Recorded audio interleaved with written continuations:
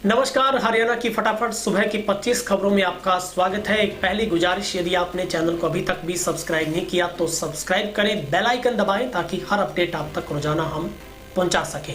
और आप हमें किस जिले से देख पा रहे हैं, किस तहसील से, अपना और अपने जिले का नाम जरूर लिखिएगा।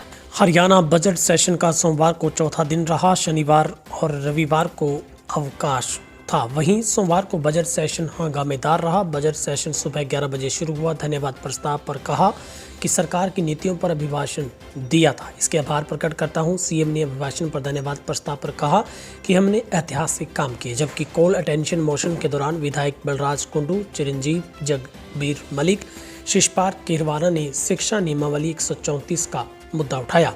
इस पर शिक्षा मंत्री कंवरपाल ने बताया कि नियम 134A वर्ष 2007 में बनाया था। उस समय से लेकर 2014 तक के बच्चे भी एडमिशन नहीं किया। ये चिंता केवल दिखावे की चिंता है, जो सवाल इन्होंने पूछे हैं।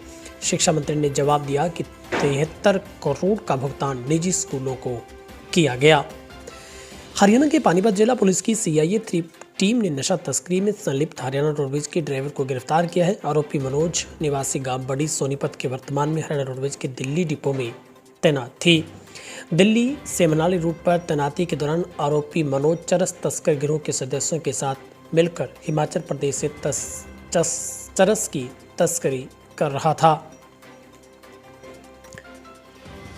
हरियाणा के बहादुरगढ़ स्थित मांडोठी गांव में चोरों ने एक घर में सेंध लगाते हुए 7 लाख रुपए कैश और 12 लाख रुपए से ज्यादा के आभूषण चोरी कर लिए। चोरी हुए आभूषण बेटी की शादी से पहले बनवाए गए थे। हरियाणा के रोहतक के सेक्टर 2 में एक युवक ने 3 युवकों की प्रताड़ना से परेशान होकर फांसी लगा ली। युवक ने अपने घर के कमरे में पंखे से चुन्नी बांधकर आत्महत्या की। युवक की मां ने 3 युवकों पर बेटे को परेशान करने के आरोप जड़े हैं। फतेहाबाद में असामाजिक तत्वों ने मातूराम कॉलोनी में गुजर रही बच्चों से भरी स्कूल बसों पर तलवारों और डंडों से हमला कर दिया। इसमें बस के शीशे भी टूट गए। 2 बच्चे घायल हुए। बस चालक ने किसी तरह वहां से बस को निकाला। 2 अन्य बसों को रोकने का प्रयास किया गया था। हरियाणा में मुख्यमंत्री खट्टर ने अपने दूसरे कार्यकाल का तीसरा बजट अंतर्राष्ट्रीय महिला दिवस के अवसर पर 8 मार्च को पेश करेंगे। बजट में घोषणाओं की भरमार रहने वाली है। खासकर प्रदेश की आधी आबादी के लिए कई घोषणाएं इस दिन विशेष तौर पर हो सकती हैं। वहीं आगामी दिनों में हरियाणा में होने वाले 51 नगर परिषद और नगर पालिकाओं के 7 पेंडिंग पंचायत चुनावों का पूरा असर बजट पर दिख सकता है। फतेहाबाद में जाट धर्मशाला में सोमवार को आयोजित किसान महापंचायत में राकेश टिकैत पहुंचे। उन्होंने कहा कि किसानों के साथ सरकार ने केवल डिजिटल समझौता किया। ऐसे में जब तक हमें कोई लिखित में लेटर नहीं मिलता, तब तक किसानों का आंदोलन ऐसे ही जारी रहेगा। हरियाणा के जींद में शुगर मिल की क्षमता अब 1600 TDCD से बढ़ाकर 2200 TCD कर दी गई है। वहीं चौधरी रणवीर सिंह विश्वविद्यालय की 76 एकड़ जमीन को भी नहरी पानी उपलब्ध होगा। इसके लिए विधानसभा में जींद के बीजेपी विधायक कृष्ण मिड्डा ने जवाब तलबी की थी, जिस पर सरकार द्वारा उनके दोनों ही सवालों पर पॉजिटिव रवैया अपनाया गया। पंजाब एवं हरियाणा हाईकोर्ट ने कोरोना काल में जारी किए गए राहत के आदेश वापस लिए हैं। कोई बेघर न हो, जेलों में कैदियों की भीड़ न हो, इसके लिए 1 साल पहले हाईकोर्ट ने आदेश जारी किए थे। हाईकोर्ट ने पिछले साल 28 अप्रैल को सुओ मोटो लेते हुए पंजाब, हरियाणा, चंडीगढ़ के कुल 12 आदेश जारी किए थे। अब कोरोना हालात काफ़ी हद तक ठीक हो गए। इसी को ध्यान में रखते हुए चीफ जस्टिस पर आधारित डबल बेंच ने वापस ले लिया।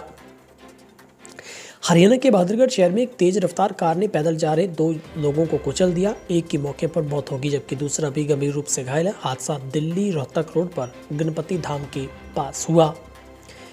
रिवाड़ी नगर परिषद में विकास कार्यों को लेकर चल रहे खींचतान के बीच 2 दलों में बंटे पार्षदों को एक करने के लिए केंद्रीय मंत्री राव इंद्रजीत सिंह सोमवार को दोनों गुटों से मुलाकात करेंगे। इन अधिकारियों से भी राव की मुलाकात हुई, क्योंकि राव समर्थित चेयरपर्सन और नगर परिषद के अधिकारी दोनों ही पार्षदों के निशाने पर हैं। करनाल स्मार्ट सिटी लिमिटेड शहर के सौंदर्यीकरण को लेकर नया प्रोजेक्ट ला रहा है। इसी लघु सचिवालय के साथ लगती HSVP की 3-4 जगह भी हैं। कायाकल्प की नई परियोजनाओं में 6 खास प्रोजेक्ट को लिया गया है। करनाल जिले के ऑटो चालकों ने हड़ताल कर दी। सेक्टर 12 में इकट्ठे होकर पुलिस प्रशासन के खिलाफ नारेबाजी की। पूरे शहर में रिक्शा चालक अपना काम छोड़कर सरकार के खिलाफ बैठे हैं। जब तक उनकी मांगों को पूरा नहीं किया जाएगा, तब तक हड़ताल जारी रहेगी। टैक्स ज़्यादा है। शुरुआत में सीएम ने जन कल्याण के लिए ई रिक्शा दी थी। अब 20 से 30 हज़ार की रिक्शा पर 40-40 हज़ार रुपये जुर्माना लगाया गया है। रोहतक जिले में बाइक सवार 3 दोस्तों की ट्रैक्टर ट्रॉली चालक ने टक्कर मार दी। हादसे में घायल हुए 3 युवकों को राहगीरों ने नागरिक हॉस्पिटल में भर्ती करवाया, जहां से तीनों को पीजी रेफर किया गया है। रोहतक जिले के गांव डिटौली के पास बस चालक की एक बाइक पर आए 3 बदमाशों ने गोली मारकर हत्या कर दी। बस सवारियों से खचाखच भरी हुई थी। चालक हंसराज बस चला रहा था, तभी बदमाशों ने उस पर फायरिंग कर दी। केंद्र सरकार द्वारा भाखड़ा व्यास प्रबंधन बोर्ड नियम 1974 में संशोधन कर संशोधित नियम 2022 लागू कर इनेलो प्रधान महासचिव ऐलनाबाद के विधायक चौटाला ने मुख्यमंत्री खट्टर को पत्र लिखा है। पत्र में उन्होंने कहा है कि बीबीएमबी की संचालन व्यवस्था ठीक चल रही थी, जिसमें हरियाणा पंजाब को स्थायी प्रतिनिधित्व दिया गया था, लेकिन बीजेपी की केंद्र सरकार ने स्थायी सदस्यों की भर्ती में योग्यता के नियमों में बदलाव कर स्थायी प्रतिनिधित्व समाप्त कर दिया। प्रदेश सरकार की नीति के अनुसार भूमि मालिकों को उनका मालिकाना हक सुनिश्चित करने के लिए कैथल के डीसी प्रदीप दहिया द्वारा त्वरित तौर पर कड़ा संज्ञान लिया जा रहा है। इस क्रम में बत्ता गांव में करीब 40 वर्ष से सरकार द्वारा आबादी इंदिरा कॉलोनी के रिकॉर्ड का अवलोकन किया। बिना गलत तरीके से इंतकाल नंबर 10,316 को मंजूर करने पर डीसी ने बत्ता गाँव के पटवारी दिलबाग सिंह को तुरंत प्रभाव से निलंबित कर दिया। हरियाणा विधानसभा अध्यक्ष ज्ञानचंद गुप्ता के प्रयास से बरवाला क्षेत्र के 9 गांव के लोगों से राहत की खबर है। उनके लिए राहत की सांस ली गई है, जहां पर जलोली टोल प्लाजा पर उनकी वसूली जा रही फीस में बड़ी कटौती करवा दी गई है। निकटवर्ती ग्रामीणों से 285 रुपये प्रति माह वसूले जा रहे थे, अब मात्र 100 रुपये मासिक करवा दिया गया है। इस छूट का फायदा आसपास के 9 गाँव को मिलेगा। लॉकडाउन के बाद स्कूल खोलने में ऑफलाइन मोड में परीक्षा आयोजन करवाने का फैसला किए जाने के बाद पहली बार शिक्षा विभाग प्राइमरी कक्षाओं का रिजल्ट नए फार्मूले के साथ तैयार करवाने जा रहा है। शिक्षा विभाग ने पहली से 5वीं कक्षा तक के बच्चों का परीक्षा परिणाम 20-60-20 के फार्मूले के आधार पर तैयार करवाए जाने का फैसला किया है। शिक्षा विभाग ने उक्त फार्मूले के बारे में सभी स्कूल मुखियों को सूचित किया है। हरियाणा के उप मुख्यमंत्री दुष्यंत चौटाला ने अधिकारियों को निर्देश दिए हैं कि इस बार सरसों की खरीद 21 मार्च से ही आरंभ कर दी जाए, क्योंकि आवक शुरू हो गई है। पहले से ये खरीद 28 मार्च से शुरू होती थी। उन्होंने गेहूं, चना, जौ की खरीद 1 अप्रैल से आरंभ करने के निर्देश दिए। डिप्टी सीएम ने इनके पास खाद्य आपूर्ति उपभोक्ता मामले विकास विभाग का प्रभार है, ने विभाग के अधिकारियों की बैठक की अध्यक्षता की और रबी 2022 की फसलों को लेकर तैयारियों की समीक्षा की। पुलिस उप अधीक्षक के पद पर सरकार के पसंदीदा इंस्पेक्टर व आउट ऑफ टर्न पदोन्नति देने के खिलाफ एक याचिका पर सुनवाई करते हुए हाईकोर्ट ने सरकार को इंस्पेक्टर से डीएसपी पदोन्नति का रिकॉर्ड हाईकोर्ट में पेश करने के आदेश दिया है। 2 दिन पहले मध्य प्रदेश की मालवा निमाड़ से शुरू हुई नंदी की प्रतिमा द्वारा दूध पीने की अफवाह रोहतक में पहुंच गई है। देखते देखते मंदिरों में श्रद्धालुओं की भीड़ लग गई।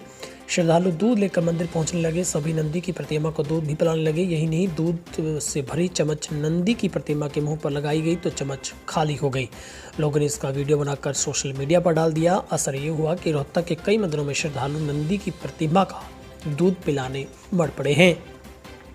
हरियाणा के उप मुख्यमंत्री दुष्यंत चौटाला ने कहा है कि सड़कों के माध्यम से राज्य की ईस्ट वेस्ट सीधी कनेक्टिविटी की जा रही है, ताकि प्रदेश में यातायात सुगम हो और लोगों को सुविधा हो। उन्होंने कहा है कि पिछले दिनों केंद्रीय मंत्री नितिन गडकरी से मिले थे। प्रदेश की सड़कों से संबंधित विभिन्न परियोजनाओं को पूरा करने व नई परियोजनाएं शुरू करने बारे विस्तार से चर्चा की थी।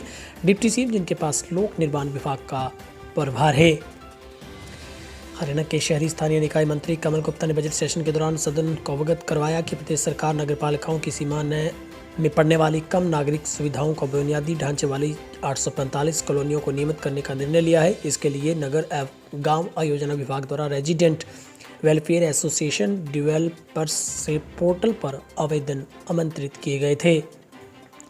हरियाणा के शिक्षा मंत्री ने अगले शैक्षणिक सत्र से राज्य के विद्यालय में सेकेंडरी कक्षा में पढ़ रहे 5 लाख से अधिक विद्यार्थियों को पहले ही लोड की गई पठन सामग्री व पर्सनलाइज्ड एडेप्टिव लर्निंग सॉफ्टवेयर युक्त निःशुल्क इंटरनेट डाटा सहित टैबलेट विद्यार्थियों को मई 2022 तक उपलब्ध कराए जाएंगे। ये जानकारी कंवरपाल ने हरियाणा विधानसभा के बजट सेशन में पूछे गए सवाल में दी। जहां दिल्ली एनसीआर से लेकर उत्तर भारत के राज्य में तापमान बढ़ने लगा, वहीं जम्मू कश्मीर से लेकर गुजरात, तमिलनाडु और अरुणाचल प्रदेश में बारिश के आसार हैं। पश्चिमी विक्षोभ का दक्षिणी पश्चिमी बंगाल में खाड़ी के ऊपर दबाव का क्षेत्र बनना है। वहीं हिमाचल प्रदेश से लेकर लद्दाख तक बारिश हिमपात की संभावना है। हरियाणा के सिरसा में सीआईए कालांवाली पुलिस ने 50 लाख रुपए का 12 क्विंटल 20 किलोग्राम डोडा चूरापोस के साथ 2 लोगों को गिरफ्तार किया है। सूचना के बाद आरोपियों को गांव देसुजोदा क्षेत्र से एक स्थित ढाणी से दबोचा है।